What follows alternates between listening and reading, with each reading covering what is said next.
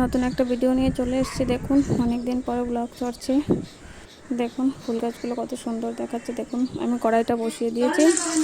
কড়াইয়ের পরে পনিরগুলো আমি ছেড়ে দিচ্ছি। আজকে আমি বানাবো পনিরের সাধারণ একটা ঝোল। দেখুন পনিরগুলো ছেড়ে দিয়েছি, পনিরগুলো একটু উল্টে দিয়েছি। পনিরগুলো ভাজা হয়ে গেছে। এখন আমি আলুটা দিয়ে দিয়েছি। আলুটা ভাজা হয়ে যাচ্ছে প্রায়। দেখুন প্রায় হয়ে এসছে। এখন আমি আলুটা নামিয়ে নেব। আলুটা নামিয়ে নিয়েছি। নামিয়ে নেওয়ার পরে দেখুন আমি আলুগুলো দিয়ে সব মশলাগুলো দিয়ে আমি কষিয়ে নেব। কষিয়ে নেওয়ার পরে আমি জলটা দিয়ে দিয়েছি। দেখুন জলটা দেওয়ার পরে আমি নামিয়ে নিয়েছি।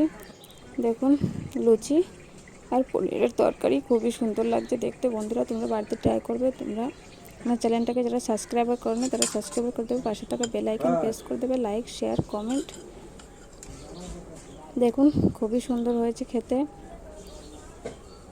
আপনারা একবার বাড়িতে ট্রাই করবেন, নিশ্চয়ই খুবই সুন্দর হবে। আর এই ভিডিওটা বন্ধুদের সঙ্গে শেয়ার করবেন।